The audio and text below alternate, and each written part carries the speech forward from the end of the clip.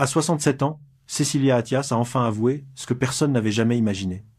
Les 6 figures politiques qui ont profondément marqué sa vie. Elle n'a jamais cherché la lumière pour elle-même.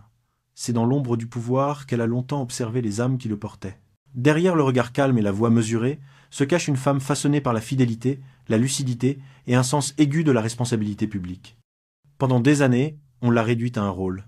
Épouse d'un président, silhouette à côté d'un discours.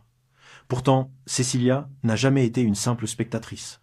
Elle a vu les coulisses, les doutes, les sacrifices. Et de cette expérience rare, elle a tiré une conviction. La politique n'est grande que lorsqu'elle se met au service de l'humain. C'est cette conviction qui l'a guidée lorsqu'elle a quitté l'Élysée, choisissant d'aider les autres plutôt que de défendre une position. Aujourd'hui, loin des micros et des intrigues, elle se confie avec sincérité sur celles et ceux qui ont façonné son respect pour la politique. Des hommes et des femmes, dont la dignité, la culture ou le courage ont laissé une empreinte durable. Ni confession, ni confessionnal. Un hommage à la force tranquille de celles et ceux qui ont fait de l'engagement une vocation. Voici leur histoire. Née Cecilia Ciganer Albéniz, elle a grandi dans une famille aux racines multiples, espagnoles, russes et moldaves. Dès l'enfance, cette diversité l'a ouverte au monde et à la complexité des âmes humaines. Très tôt, elle a appris la discipline, mais aussi la liberté intérieure, de celle qui ne se mesure pas en titre, mais en courage silencieux. À Paris, dans les années 70, elle découvre le milieu politique presque par hasard, lorsqu'elle rencontre Nicolas Sarkozy.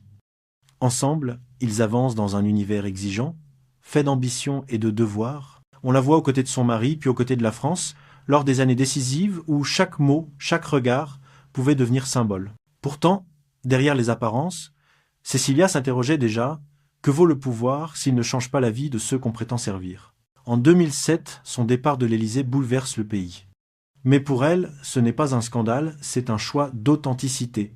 Elle quitte la scène officielle pour renouer avec ce qui lui paraît essentiel, la cause humaine. Aux États-Unis, elle fonde The Cecilia Attias Foundation for Women, consacrée à la défense des droits des femmes et à la dignité des plus fragiles. Loin du protocole, elle retrouve le sens profond de l'action. Écouter, protéger, accompagner. Cecilia Attias n'a jamais voulu se définir par les mandats des autres. Son parcours est celui d'une femme qui a connu le pouvoir mais a choisi la compassion. Entre Paris et New York, elle incarne cette idée rare, qu'on peut quitter la politique sans quitter l'humanité. Mais derrière chaque conviction, il y a des visages. Des femmes et des hommes dont les valeurs ont façonné sa foi en la politique. Voici ceux qu'elle admire le plus. Numéro 6, François Mitterrand. Pour Cecilia Attias, il représente l'élégance d'une époque où la politique savait encore se mêler de culture, d'art et de pensée. Elle ne l'a jamais côtoyé personnellement, mais son influence planait sur toute une génération qui voyait dans l'homme de Jarnac la figure du président lettré, capable de citer Victor Hugo dans un discours et de parler d'Europe comme d'un rêve de civilisation. Ce qui l'a toujours fasciné chez Mitterrand, c'est cette alliance rare entre autorité et mystère.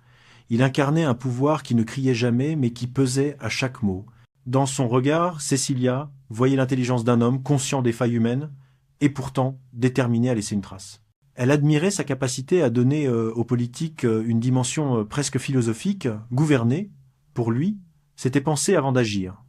Lorsqu'elle vivait encore à Paris, elle se souvenait de ces soirées télévisées où Mitterrand parlait de littérature, de mémoire et de la France comme d'une idée plus que d'un territoire. Cécilia, qui avait toujours aimé les mots justes et les silences éloquents, se reconnaissait dans cette manière d'habiter le pouvoir sans en abuser. Bien sûr, elle n'ignorait pas les zones d'ombre, les contradictions, les tensions. Mais ce qu'elle retenait, c'était le style, cette dignité tranquille qui manquait souvent à la politique moderne. Elle aimait cette phrase qu'on lui attribuait. La politique, c'est donner des rêves aux hommes. Pour Cécilia Attias, François Mitterrand symbolise une époque où la parole politique élevait plutôt qu'elle ne divisait. Il lui rappelait que la grandeur ne réside pas seulement dans les décisions, mais dans la manière de les formuler. Dans son propre engagement, elle a gardé quelque chose de cette exigence morale, l'idée que chaque mot peut porter une part de beauté et qu'aucun pouvoir n'est légitime s'il ne s'exprime avec respect. C'est peu être pour cela que, dans sa mémoire, Mitterrand demeure une sorte d'ombre bienveillante, un repère intellectuel et moral, à distance du tumulte. Et après lui, une autre femme viendra illustrer cette même force tranquille. Édith Cresson, la première à briser le plafond de verre du pouvoir français. Numéro 5, Édith Cresson. Lorsqu'elle évoque la politique française, Cécilia Attias cite souvent les femmes qui ont osé franchir les murs invisibles. Parmi elles, Édith Cresson occupe une place singulière. Première et, jusqu'à présent, seule femme à avoir été première ministre de la France, elle a incarné ce que Cécilia appelle le courage tranquille, celui d'exister dans un monde qui ne vous attend pas. Pour Cécilia, Édith Cresson n'a pas été seulement un symbole. Elle fut un rappel permanent que le pouvoir reste un terrain d'épreuve, surtout lorsqu'on y entre avec sincérité. À l'époque, Cécilia observait de loin la tempête médiatique qui entourait cette femme franche, souvent critiquée pour des mots sortis de leur contexte, pour un ton jugé trop direct, et pourtant, derrière cette image controversée, Cécilia percevait une vérité, celle d'une femme qui refusait la complaisance et la peur du regard des autres. Dans un monde dominé par des voix masculines, Édith Cresson s'était levée avec conviction, sans céder ni à la séduction ni à la docilité. C'est cette posture que Cécilia Attias admire. Elle-même, en quittant l'Élysée, a affronté le même jugement public, celui qui pèse sur les femmes lorsqu'elles choisissent leur propre route. Les deux femmes ne se sont jamais rencontrées, mais Cécilia aimait rappeler en privé que Cresson avait ouvert la voie à une génération entière. Elle a payé cher son indépendance, confia-t-elle un jour à une amie. Dans sa voix, il n'y avait ni compassion, ni pathos, seulement une forme de respect silencieux, celui qu'on réserve à celles qui ont marché avant soi. Aujourd'hui encore, Cécilia voit en Édith Cresson un modèle de détermination, non pas pour sa carrière politique, mais pour son endurance. Elle admire chez elle cette foi dans l'intelligence, cette certitude que la compétence d'une femme n'a pas besoin d'être justifiée.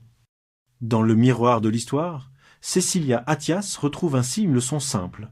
La politique, quand elle est habitée par des femmes courageuses, devient une école de vérité. Et c'est justement une autre femme de vérité qui l'a inspirée toute sa vie, Simone Veil, l'âme de la dignité française. Numéro 4. Simone Veil. Dans l'esprit de Cécilia Attias, aucun nom n'incarne mieux la dignité française que celui de Simone Veil. Elle n'était pas seulement une femme politique, elle était une conscience morale. Son visage, son calme et sa voix douce portaient le poids d'un siècle, mais aussi l'espérance d'un avenir plus juste. Lorsque Cécilia a fondé sa propre fondation pour les femmes, c'est à Simone Veil qu'elle a souvent pensé. Non pas pour l'imiter, mais pour prolonger ce même fil d'humanité. Veil avait transformé sa souffrance en combat, elle avait connu la déportation, puis choisi de croire encore en la société. Cette capacité à convertir la douleur en engagement profond est, pour Cécilia, la plus haute forme de courage. Elle se souvient de la manière dont Veil parlait au Parlement, dans les années 70, lorsque tout semblait s'opposer à elle. Ce n'était pas la colère qui la portait, mais la conviction. Une force intérieure calme, presque maternelle, et Cécilia se reconnaissait dans cette manière de convaincre sans crier, de servir sans dominer. Pour elle, Simone Veil est l'exemple absolu d'une politique du cœur, celle qui place la compassion au centre de la décision. Cécilia admire aussi sa pudeur, cette façon de ne jamais chercher la gloire, mais de laisser la reconnaissance venir du temps. Les grandes femmes, pensait-elle, ne parlent pas d'elles-mêmes, elles parlent du monde. Il y a, entre ces deux femmes, une résonance discrète, la même méfiance envers la vanité, le même instinct pour la justice, la même fidélité à leurs valeurs, même lorsque cela coûte. Cécilia Attias voit en Simone Veil le visage d'une France qui soigne au lieu de juger, qui répare au lieu de punir. Et lorsque, des années plus tard, elle se retrouvera à défendre la cause des femmes à New York, c'est l'exemple de Veil qui lui reviendra, pas comme un modèle politique, mais comme une boussole morale.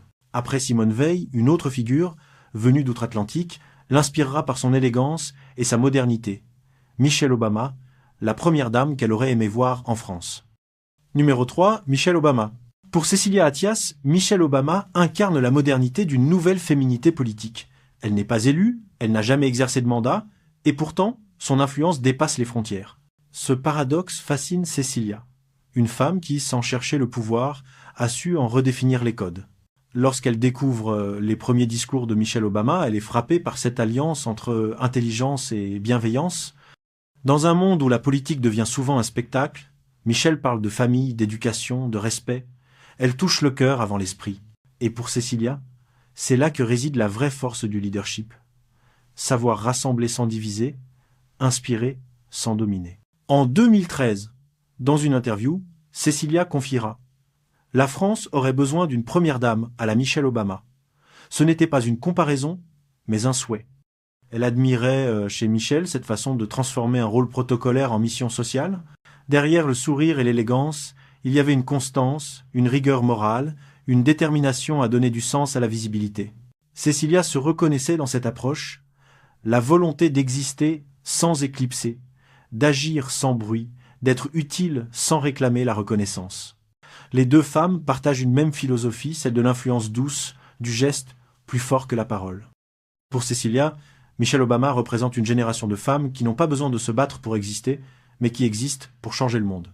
Dans les conférences de sa fondation, Cécilia cite souvent son exemple devant de jeunes femmes venues de tous les continents. Regardez comment la dignité peut devenir un langage universel. Elle y voit une leçon. Dans la politique, il n'y a pas de petite influence, il n'y a que des présences sincères. Michelle Obama lui a rappelé que la féminité n'est pas une faiblesse mais une force, que la douceur n'exclut pas la puissance et que le respect de soi est la première forme de liberté. Et dans ce chemin fait de respect et de reconnaissance, un autre nom s'impose à elle, celui d'un homme qu'elle a aimé, soutenu, parfois combattu, mais jamais cessé d'admirer Nicolas Sarkozy. Numéro 2. Nicolas Sarkozy. Il serait impossible pour Cécilia Attias de parler d'admiration sans évoquer celui avec qui elle a partagé tant d'années de vie et d'histoire. Leur relation a connu la lumière comme l'ombre, les triomphes comme les silences. Pourtant, au-delà des blessures, demeure chez elle une forme de respect intact, celui que l'on garde pour les êtres que l'on a vraiment connus. Elle a vu de près ce que peu ont vu, l'énergie inépuisable d'un homme porté par le service de son pays. Elle l'a vu se lever avant l'aube, s'endormir sur les dossiers, refuser la lassitude. Dans ces moments de doute à elle, c'est cette volonté qu'elle admirait, cette flamme que rien ne semblait éteindre. Il croyait en la France comme on croit en un être aimé. Confiera-t-elle un jour? Cécilia n'ignore pas les controverses, mais elle regarde ailleurs, vers l'humain, derrière le politique. Ce qu'elle retient de ces années-là, ce n'est ni la grandeur ni la chute, mais la constance. L'homme qu'elle a accompagné n'a jamais reculé devant la complexité, et c'est cela qu'elle respecte encore. Elle dit souvent que Nicolas Sarkozy lui a appris la rigueur, l'instinct, la rapidité du cœur et de l'esprit. Elle reconnaît en lui la capacité rare de décider dans l'urgence sans perdre la clarté du regard. La politique, disait-elle, n'a de sens que lorsqu'elle devient un acte de foi. Et cette foi, elle l'a observée chez lui, parfois jusqu'à l'épuisement. Après leur séparation, Cécilia a choisi le silence plutôt que la rancune. Elle savait que le respect ne se mesure pas à la durée d'un mariage, mais à la vérité d'un regard porté sur l'autre. Ce regard-là n'a jamais disparu. Dans les interviews, lorsqu'on lui demande encore ce qu'elle pense de lui, elle répond simplement « Il a donné le meilleur de lui-même ». Nicolas Sarkozy représente l'intensité, la passion et la fidélité à une mission plus grande que soi. Leur histoire, bien qu'achevée, reste un chapitre essentiel de sa vie, un miroir de ce qu'elle a appris sur la force et la fragilité du pouvoir. Et au sommet de cette liste, un dernier nom, celui d'une femme qu'elle a toujours considérée comme une sœur d'âme dans la politique française, Ségolène Royal. Numéro 1, Ségolène Royal. Entre elles, il n'y a jamais eu de rivalité, seulement une forme d'admiration silencieuse. À une époque où la France semblait encore peu prête à voir une femme briguer la plus haute fonction, Cécilia Attias observait avec respect la détermination de Ségolène Royal. Elle voyait en elle une femme debout dans la tempête, affrontant les sourires condescendants et les critiques injustes, avec une élégance qui relevait presque du courage politique. Ce que Cécilia admirait avant tout, c'était cette force tranquille que Royal revendiquait une autorité sans arrogance, une conviction sans agressivité. Dans les débats, Ségolène ne criait jamais, elle tenait tête avec des arguments, une voix ferme et posée. Pour Cécilia, c'était la preuve qu'une femme pouvait incarner la puissance sans la dureté. Elle se souvenait d'avoir regardé certaines de ses interventions à la télévision, impressionnée par cette capacité à rester digne dans le tumulte. Elle a ouvert une porte que beaucoup craignaient de pousser, dira-t-elle plus tard. Pour Cécilia, cette porte symbolisait bien plus qu'une ambition. C'était la possibilité pour chaque femme de faire entendre sa voix sans renoncer à sa sensibilité. Les deux femmes, issues d'horizons différents, partageaient pourtant la même conviction. La politique devait être un instrument de justice sociale et non de vanité. Cécilia se reconnaissait dans ce mélange de douceur et de fermeté, dans cette façon d'incarner la féminité comme une force morale. Elle savait combien il fallait de courage pour résister à la pression d'un environnement souvent hostile, et combien ce combat, silencieux mais obstiné, pouvait marquer une génération entière. Avec le temps, leur admiration mutuelle est restée discrète, mais réelle. Cécilia ne l'a jamais cachée. Ségolène Royal lui inspirait une forme de respect apaisé, une reconnaissance de femme à femme, au-delà des clivages politiques. Ce qu'elle voyait en elle, c'était une sœur d'âme, une pionnière. Et lorsque Cécilia repense à ces 6 visages, Mitterrand, Cresson, Veil, Obama, Sarkozy et Royal, elle y voit le reflet de sa propre trajectoire. celle d'une femme qui a appris que la politique n'est pas un combat de pouvoir, mais une quête de sens. En évoquant ces 6 figures, Cécilia Attias dresse sans le vouloir le portrait d'elle-même. Derrière chaque nom qu'elle admire, il y a un écho personnel, une leçon de vie, une manière d'être au monde. François Mitterrand lui rappelle que la politique peut être un art du verbe et de la mémoire. Édith Cresson lui enseigne la ténacité des femmes face aux tempêtes. Simone Veil lui inspire la compassion comme principe d'action. Michelle Obama lui offre l'élégance de la discrétion. Nicolas Sarkozy lui a appris la force de la conviction. Et Ségolène Royal, enfin, lui a montré que la dignité pouvait être un acte politique. Dans chacun de ces visages, Cécilia retrouve une partie d'elle-même. La lucidité, la sensibilité, la fidélité à ses valeurs. Elle ne parle jamais de pouvoir en termes de conquête, mais de responsabilité. Gouverner, disait-elle un jour, ce n'est pas dominer, c'est écouter. Cette phrase pourrait résumer tout son parcours. Ce que ces 6 destins ont en commun, c'est la foi en l'humain. Cécilia Attias croit que la grandeur d'un pays ne se mesure pas à la richesse de ses dirigeants, mais à leur capacité à rester proche des autres. Est-ce pour cela qu'elle se tient aujourd'hui à distance du tumulte, pour mieux préserver cette idée fragile et précieuse d'une politique du cœur. Dans sa voix calme et son regard clair, il reste quelque chose de ces exemples qu'elle admire. Une façon d'être présente sans s'imposer, d'agir sans s'affirmer, et c'est peu être là, dans cette modestie lumineuse, que réside la véritable empreinte qu'elle laissera, celle d'une femme qui a choisi l'humanité avant le pouvoir. À 67 ans, Cécilia Attias regarde le passé sans nostalgie, mais avec gratitude. Elle n'a pas cherché à écrire l'histoire, seulement à en comprendre la leçon. De la vie publique, elle a retenu les visages plus que les discours, les gestes sincères plus que les slogans. Ces 6 figures qu'elle admire ne sont pas des idoles, mais des repères. Chacune lui a appris qu'il existe encore, dans la politique, une place pour la bonté. Aujourd'hui, loin de l'Élysée et des projecteurs, elle continue à croire que la dignité et la bienveillance sont des formes de courage. À travers sa fondation, elle perpétue ce lien entre conviction et compassion, persuadée que les plus beaux destins sont ceux qui servent sans bruit. Cécilia Attias n'est plus la femme d'un président, ni la témoin d'un système. Elle est devenue la gardienne silencieuse d'une idée simple, que la grandeur se mesure au cœur, non au pouvoir. Et dans ce monde souvent bruyant, sa voix calme reste une promesse, celle d'une France capable d'humanité.